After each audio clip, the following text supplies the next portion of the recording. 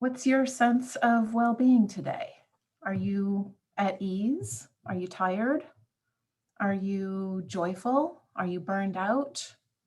What's going on with you today? To the extent that you're comfortable, go ahead and put it in the chat. Okay. So we are here talking about workplace well-being today because there are so many reasons why it's so important.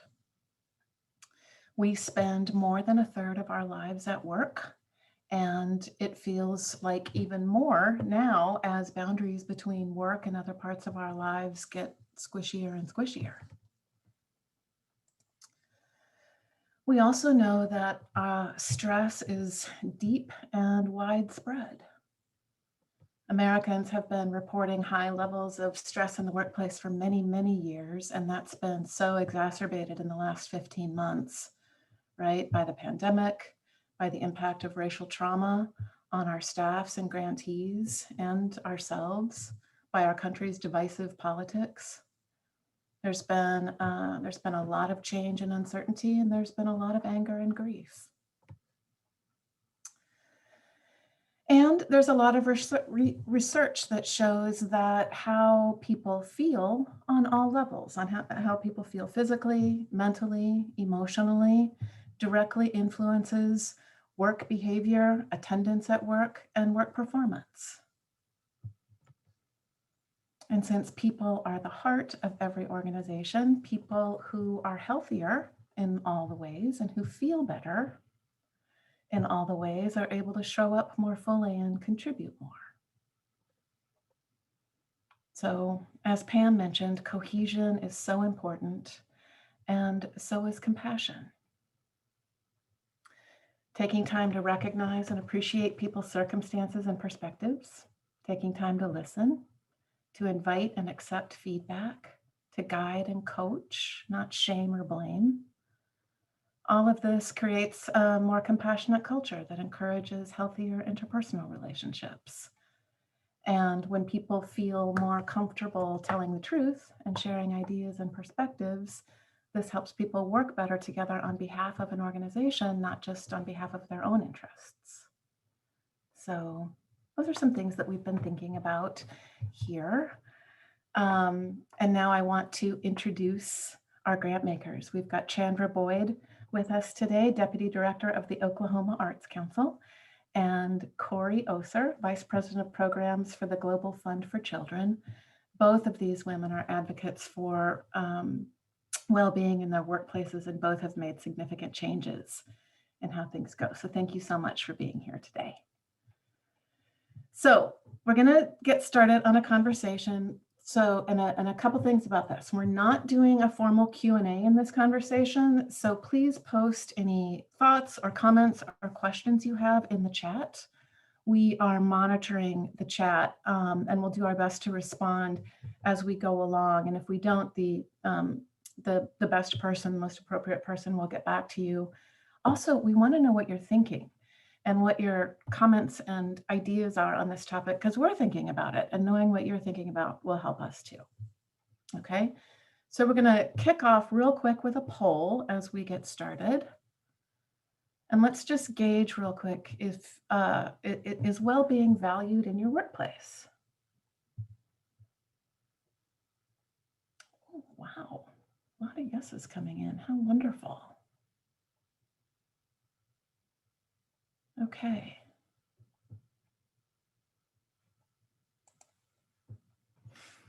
All right, so we've got a few, as this is going on, I'm going to start with a question for Chandra at the Oklahoma Arts Council, because the Oklahoma Arts Council has made workplace well-being a priority, even to the extent of naming it in your strategic plan. So talk to us a little bit about that, about what we mean by well-being and what it looks like and how we're doing it. Sure. And thanks again for inviting me to participate today. I'm excited to share about this. I think when I think of well-being, I'm really thinking about the overall physical and mental health, our whole being, our whole selves. And as far as what that looks like, we talk a lot about moving our bodies. We have been seated for a good 15 months without a lot of movement. And so when you talk about the things, as Pam mentioned, that you want to take back to the workplace, we've talked a lot about walking something that our staff has shared over the past year. Also taking time for rest and meditation. We've introduced the mindful practices to our team with Laura, and I think that that's been really, really well received. I also think about, just eating well and being fully present. What are the things that we can do to make ourselves feel our healthiest and our happiest?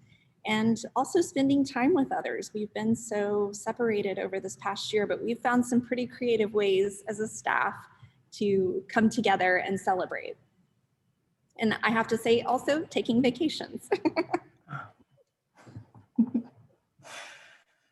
Thank you, Chandra.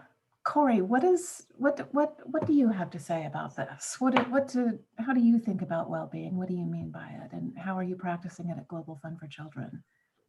Sure. Well, again, thank you so much. I'm so excited to be here and be part of this conversation. And just to say that Global Fund for Children, because we support child and youth focused organizations around the world to help advance the well-being of children and youth, we realize that it's important to us as an organization. What does that mean for us? So in the last year, we went through a 3-month experience, what we called a well-being journey, with a few members of our staff that was facilitated by 2 people associated with the organization Ashoka that had been through some various well-being experiences and practices through the Wellbeing Project. And this really helped us to define what we meant by well-being as an organization, how we would help to influence around this topic, and really to put some practices into place. So I think through this, we really, very similar to what Chandra shared, we really saw well-being as being a state of physical, emotional, cognitive, relational, spiritual health, really the state of being well.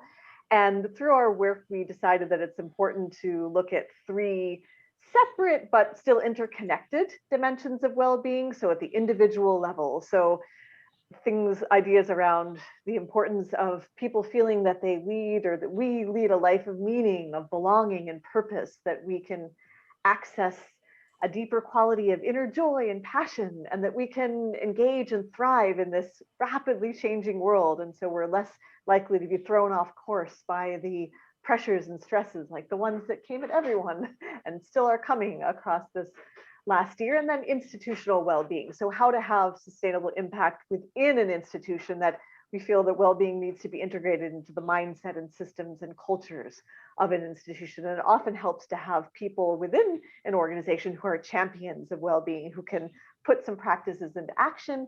And then looking at the community or the ecosystemic level, how are we, particularly as grant makers, influencing those that we support and others in our community to build up a more collective consciousness around well-being. And a few of the things that what really resonated for us is seeing well-being as a perspective and an approach, and not only individual activities, while those are important too. So some of the things that we've put into practice are the idea of really just being attentive to each other as people.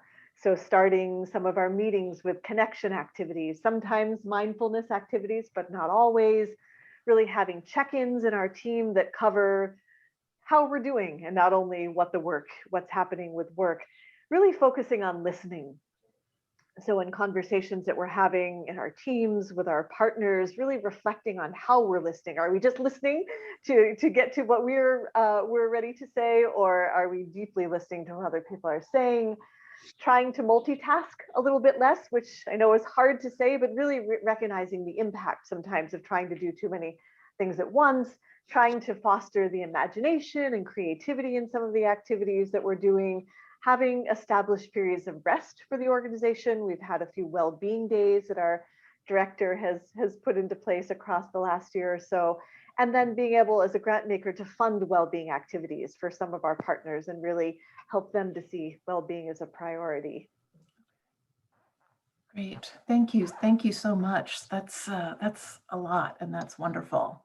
So let's continue with this thread about why well-being is important for us as grant makers, right? For ourselves, for our staffs, and for our constituents. So I would say it's always needed, but let's talk about why it is needed and especially why now, which Corey, you touched on. So I'm going to hand it to Chandra and we'll come back. So you want to pick that up, Chandra? Yeah, I echo a lot of the comments that Corey made as well. I mean, we have had an incredible period of collective grief and trauma during the global pandemic. We've had personal loss and impact, the social unrest and injustice. And in Oklahoma, we had so many weather-related incidents that really impacted our work and our communities. And so that then translates to how we're able to serve overall the arts and cultural sector. So we really focused on well-being now because we had to take care of ourselves in order to serve our constituents. As leaders, we have to take care of ourselves in order to serve our staff. So it's just really modeling that behavior of self-care and priority. Thank you. You want to pick up on that too, Corey? Maybe expand a little bit on what you were saying about things that you are doing to support your constituents in the well-being space? Sure, absolutely.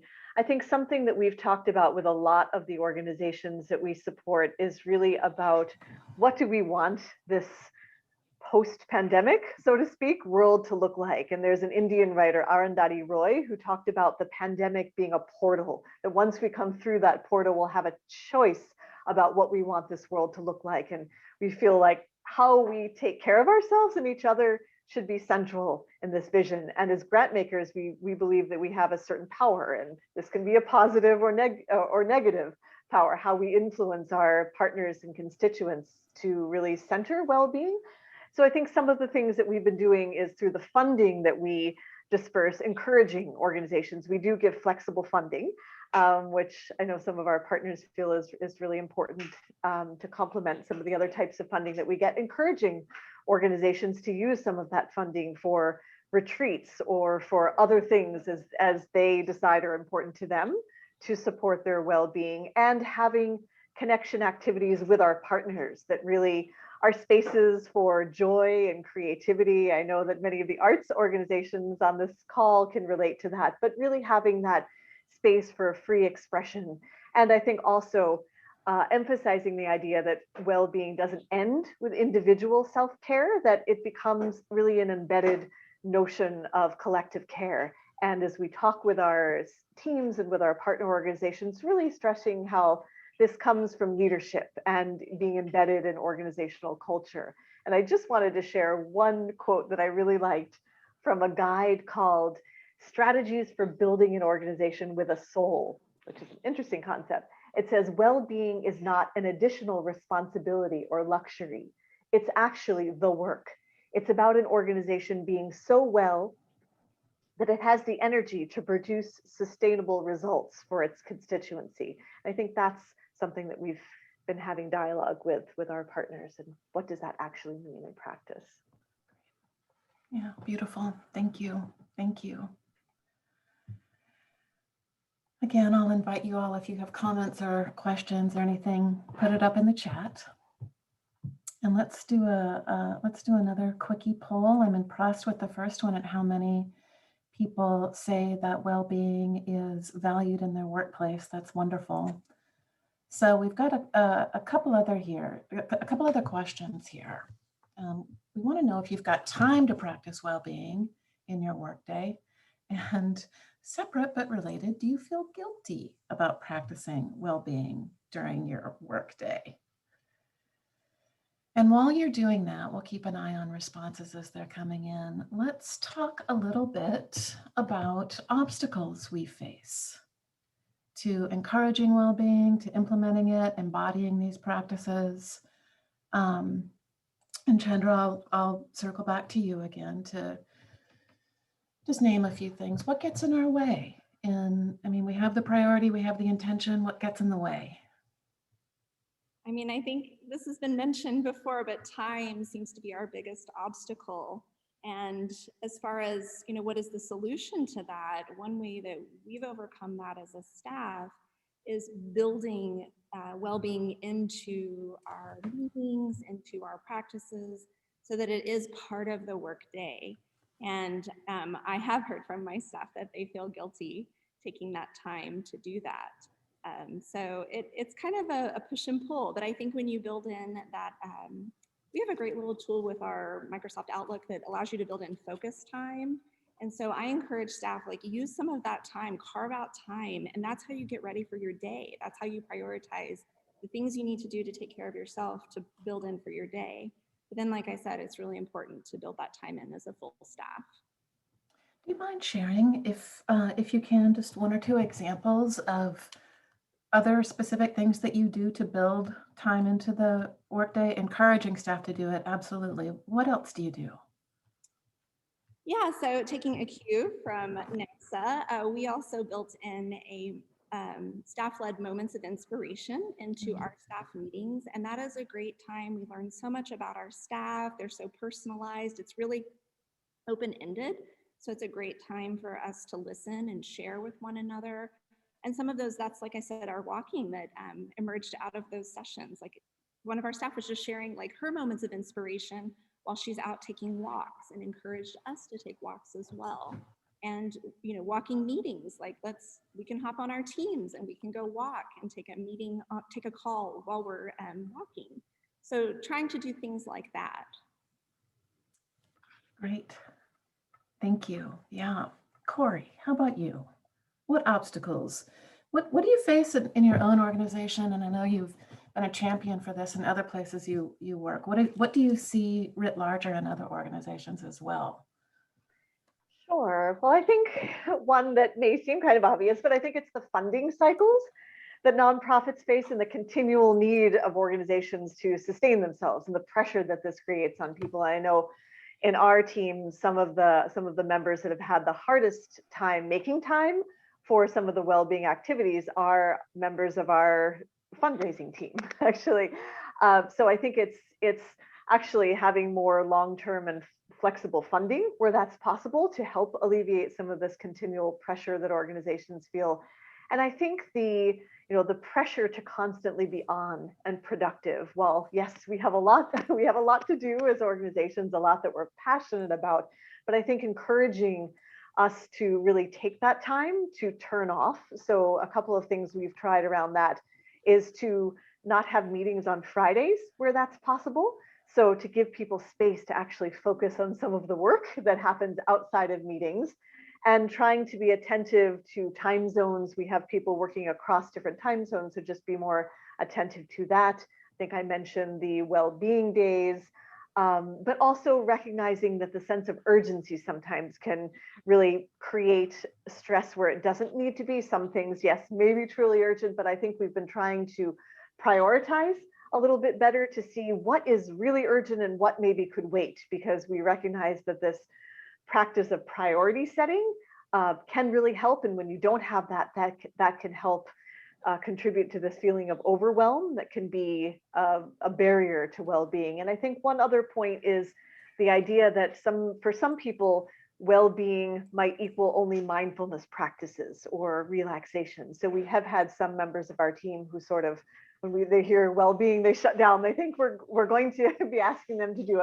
a group meditation together, and where that certainly has its place and value, and we like to try to open new perspectives and make things optional and new experiences for our team, really just opening up that universe of what does well-being mean. It can mean something as simple as just getting to know your colleagues. So we've had what we call virtual coffee chats scheduled periodically, just to give people a chance who don't interact, in some cases have never met each other in person, a chance to connect, really emphasizing that idea that well-being also means connecting and getting to know each other as human beings.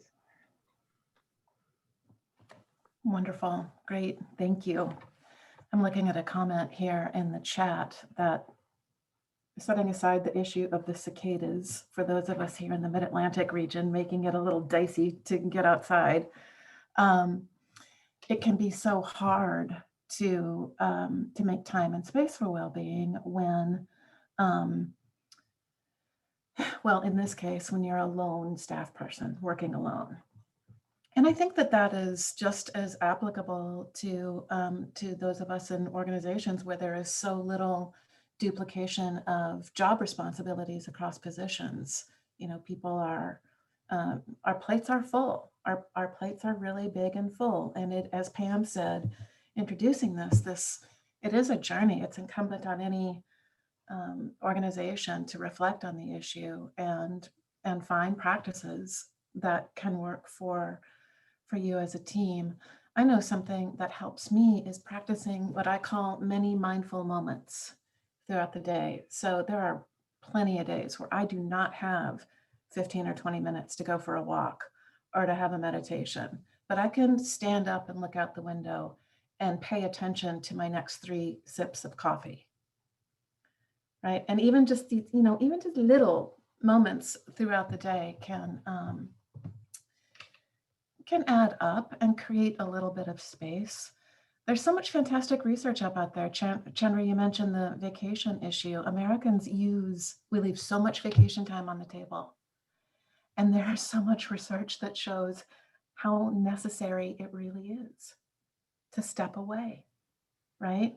Just to step away. And I guess something I'm speaking to is the obstacle of an aspect of our culture that really emphasizes so much and puts so much identity pressure on work and how we work and in these certain ways. And it's kind of radical, you know, to acknowledge the whole life and bring it in and understand the extent to which it really supports our productivity and our work together as a staff. So yeah, I'll actually add to that. We have kind of an inside joke at our office where, you know, when people go on vacation, we refer to it as, okay, I hope you find your Hamilton moment, right? Because Lin-Manuel Miranda, he said he was on vacation reading the book that led to the creation of Hamilton. So we're always saying, okay, you know, take a vacation right before a big period or a big project, because that helps you like open up space to find that big moment or that big creative idea. right. Okay, well, we have just a minute or 2 left, and then we're going to head into breakout rooms. I'd love for those of you in the poll who acknowledged feeling guilty about practicing well-being during your day. I haven't checked in on the chat, but if you've got anything to throw up in there about why, you know, and what could help you with that, would love to hear it. Or you can email me or Eric.